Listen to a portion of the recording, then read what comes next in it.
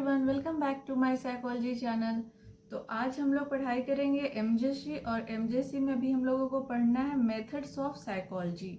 इससे पहले हम लोग पढ़े थे पर्सपेक्टिव ऑफ साइकोलॉजी, आज हम लोग पढ़ेंगे मेथड्स ऑफ साइकोलॉजी। तो ये चैप्टर 4 का जो फर्स्ट टॉपिक है, इसमें सबसे पहले हम लोगों को पढ़ना है एक्सपेरिमेंटल मेथड मीन्स प्रयोगात्मक विधि।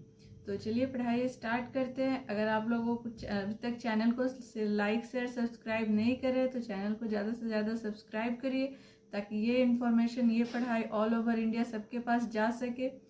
तो चलिए लेट्स स्टार्ट।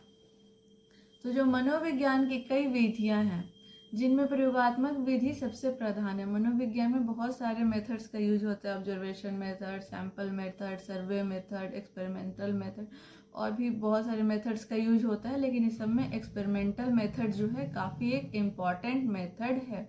तो इसमें प्रयोगकर्ता प्रयोज्यों के विभिन्न समूहों में यादृच्छिक आवंटन करता है और स्वतंत्र चर को माप करके इसका प्रभाव जो है आश्रित चर पर अध्ययन करता है। मतलब मनोविज्ञान में प्रयोगात्मक विधि एक व्यवस्थित दृष्टिकोण है जिसका उपयोग चरों के बीच कारण और प्रभाव संबंधों को जांच करने के लिए किया जाता है। और इसमें स्वतंत्र चर वैसे चर को कहा जाता है जिसमें प्रयोगकर्ता जो होता है वो जोड़ तोड़ कर सकता है। जैसे परीक्षण प्रदर्शन पर कमरे के तापमान के प्रभाव के बारे में अध्ययन अगर प्रयोगकर्ता करता है तो कमरे का जो तापमान है वो एक स्वतंत्र चर इंडिपेंडेंट वेरिएबल है, क्योंकि कमरे का जो टेम्परेचर है उसे घटाया बढ़ाया जा सकता है। और आश्रित चर वैसे चर को कहा जाता है जिसके बारे में प्रयोगकर्ता पूर्व कथन करता है, पहले से कथन करता है।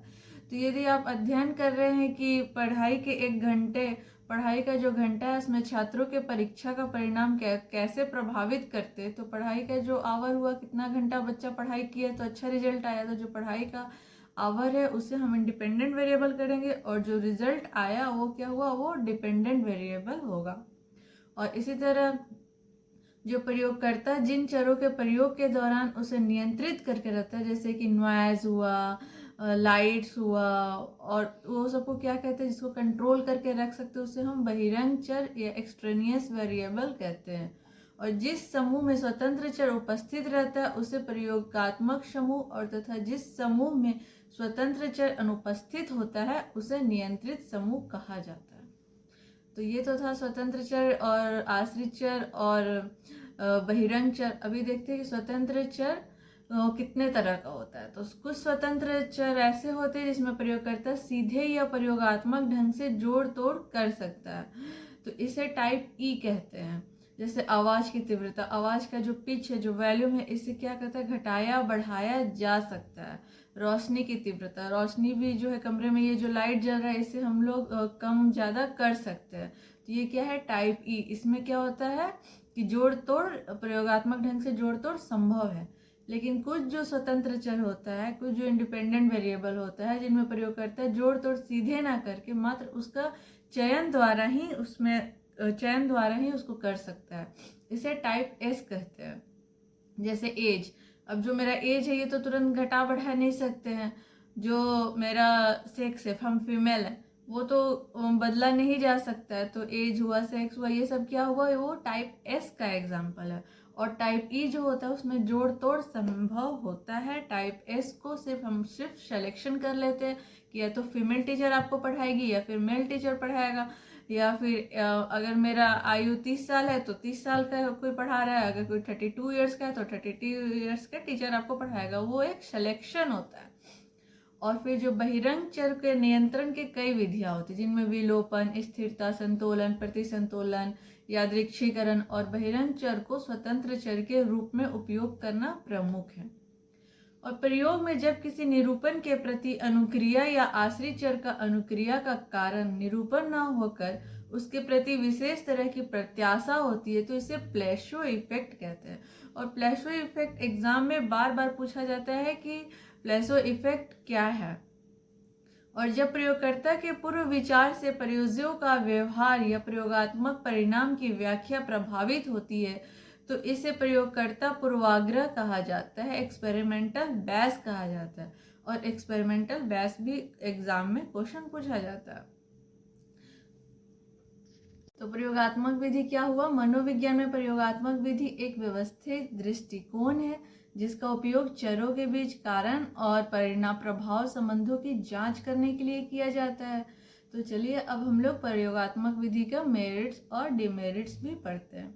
तो सबसे पहले जो प्रयोगात्मक विधि का जो गुण होता है, मेरिट होता है, वो होता है कंट्रोल, नियंत्रित।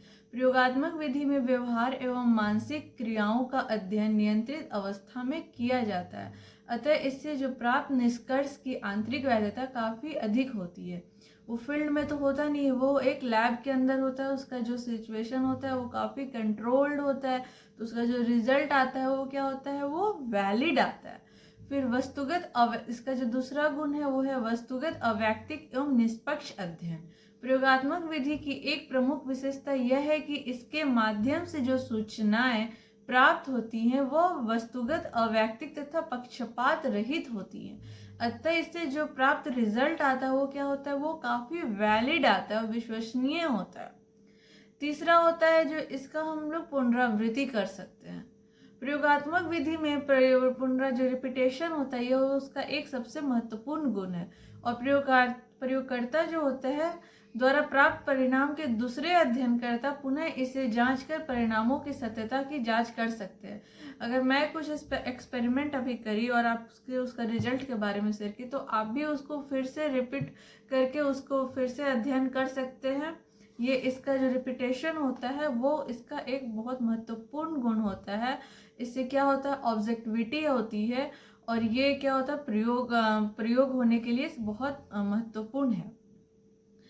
और परिणात्मक निरूपण, इस विधि से प्राप्त आंकड़े संख्या में होते हैं और अतः इसका परिगणात्मक निरूपण संभव है। पृथकीकरण भी इसका एक गुण होता है। तो प्रयोगात्मक विधि में प्रयोगकर्ता अनेक चरों में किसी एक चर को चुनकर अध्ययन कर सकता है। मतलब बहुत सारा जो अध्ययन का जो विषय होता है उसमें से किसी एक को चुन करके उस पर वो अध्ययन करता है। और लेकिन इतना जो गुण हुआ प्रयोगात्मक विधि का, इस गुण के साथ साथ इसमें कुछ कुछ दोष भी पाया जाता है। पहला होता है अस्वाभाविक वातावरण। जो फील्ड में जो अध्ययन होता है उसमें नेचुरलिटी होता है वो बहुत ज़्यादा होता है, स्वाभाविकता बहुत ज़्यादा होता है। लेकिन अगर हम एक्सपेरिमेंट जो करते हैं वो लैब में करते हैं, उसमें जो अगर किसी पे हम अध्ययन करता जो मतलब जो प्रयोज्य होता है उसको पहले से पता रहता है कि मेरे ऊपर अध्ययन हो रहा है, तो वहाँ स्वाभाविकता का जो गुण है वो खत्म हो जाएगा। अब जैसे ऑब्जर्वेशन मेथड में पार्टिसिपेंट ऑब्जर्वेशन करे, वहाँ तो प्रयोज्य को पता नहीं है कि आपके साथ साथ इसमें रिसर्चर या जो प्रयोग करता है वो उसमें उपस्थित है, तो उसका जो व्यवहार है वो स्वाभाविक रहेगा।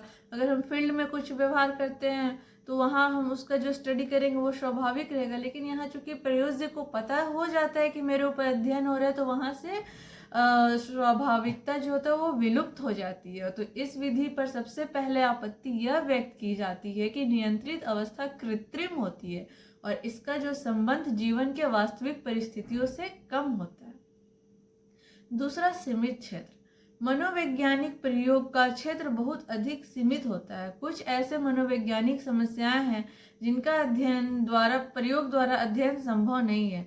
सब कुछ को तो हम एक लैब में एक रूम में नहीं ला सकते। अब जातीय दंगे हो रहे हैं, इसके लिए हमें फील्ड में जाना ही पड़ेगा, लोग से समझना पड़ेगा कि क्यों हिंदू मुसलमान राइट हो रहा है। तो लोगों का वक्तव्य लेने के लिए उन पे जो अध्ययन करता जो है वो जाके फील्ड में जाके ही रिसर्च रिपोर्ट तैयार कर सकता है। सोशल टेंशन जो हो रहा है, जो सीमा बॉर्डर पे जो टेंशन हो रहा है, या फिर कोई स्टेट का किसी दूसरे स्टेट से कोई सोशल टेंशन है, कोई समाज का दूसरे समाज से कोई टेंशन है, तो इसके लिए भी जो रिसर्चर है उसको फील्ड में उतरना पड़ेगा। फिर भीड़ है, भीड़ का जो अध्ययन है कि क्यों दुर्गा पूजा में गैदरिंग हो जाता है, क्यों मुहर्रम में मतलब गैदरिंग के चलते दंगा हो जाता है, क्यों गणेश पूजा जो आ रहा है उसमें बहुत ज़्यादा अत्यधिक भीड़ हो जाता है, तो कैसा मानसिक सामाजिक स्थिति होता है। तो वो जो मनोभाव का जो अध्ययन करना है वो लैब में नहीं हो सकता, वो नियंत्रित स्थिति में नहीं हो सकता। तो इसके लिए रिसर्चर को फील्ड में जाना पड़ेगा। तो इसका लैब तो एक सीमित एरिया है, तो वो इसका एक डिमेरिट हुआ। फिर स्वप्न का और अचेतन का ये भी हम लैब में नहीं अध्ययन कर सकते हैं। तो और इसका जो अगला डिमेरिट है वो है प्रयोगकर्ता का व्यक्तित्व। तो प्रयोगात्मक विधि में प्रयोगकर्ता की पूर्वधारणा, व्यक्तिगत अनुभव, मनोवृत्ति आदि का प्रभाव पड़ता है। फलतः जो परिणाम होता है वो वैध तथा विश्वसनीय नहीं हो पाता है। अगर जो एक्सपेरिमेंट कर रहा है वो अगर लड़की है तो लड़की का उसका जो प्रयोग है लड़की है तो उसके लिए वो बहस हो जाएगा। तो अगर वो हिंदू है, अगर हिंदू पे अध्ययन करना चाहता है तो वो भी बहस हो जाएगा। तो इसका जो रिजल्ट होता है वो विश्वसनीय नहीं हो पाता। प्रयोगकर्ता की पूर्वधारणा, उसके अनुभव और मनोवृत्ति आदि का प्रभाव पड़ जाता है, इसलिए इसका जो रिजल्ट होता है वो विश्वसनीय नहीं होता है। चौथा जो इसका डिमेरिट है वो है नियंत्रण का अभाव। प्रयोगात्मक विधि का बहुत बड़ा दोष यह है कि प्रयोगशाला में भी परिस्थितियां पूर्ण नियंत्रित नहीं हो पाती। फलतः जो निष्कर्ष आता है वो गलत होने की संभावना बहुत ज़्यादा होती है, बनी रहती है। फिर जो पांचवा है, मनुष्यों पर सभी प्रकार का अध्ययन संभव नहीं है। इस विधि पर एक आपत्ति यह भी लगाई जाती है कि सभी प्रकार के जो प्रयोग है वो मनुष्यों पर संभव नहीं है। ऐसी अवस्था में जानवरों पर प्रयोग किया जाता है तथा प्राप्त निष्कर्षों का मनुष्यों पर भी थोप दिया जाता है। लेकिन जो ह्यूमन होते हैं और जो एनिमल होते हैं, जो बर्ड्स होते हैं, उनका जो व्यवहार होता है, उनकी जो मानसिक स्थिति होती है, उनका जो भी पैटर्न है वो काफ़ी अलग है। तो अगर जीव जंतु पर किया गया तो मतलब दूसरे पशु पक्षी पर किया गया वो तो इथिकल व्यू से भी अच्छा नहीं है कि उनको कष्ट देकर हम उन पर अध्ययन कर रहे हैं। दूसरा जो उन पे जो बात लागू है वो जरूरी नहीं है कि हर मनुष्य पर भी लागू हो, क्योंकि उनका मनस्थिति और हमारा मनस्थिति, हमारे शरीर का बनावट, उनके शरीर का बनावट में अंतर होता है। तो उपयुक्त विवरण से स्पष्ट है कि प्रयोगात्मक विधि में बहुत सारे दोष हैं, परंतु इन दोषों के बावजूद भी यह सबसे अधिक वैज्ञानिक साइंटिफिक मेथड है। और यह एक काफ़ी एग्ज़ाम के व्यू से एक्सपेरिमेंटल मेथड काफ़ी इम्पॉर्टेंट मेथड है। ये 11th में भी आता है, 12th में भी आता है, ग्रेजुएशन में भी आता है और MA में भी आता है। तो और इसका जो फुल वीडियो है वो प्लेलिस्ट पर जाकर मिल जाएगा आप लोगों को, तो प्लेलिस्ट पर जा कर के आप लोग पढ़ लीजिएगा।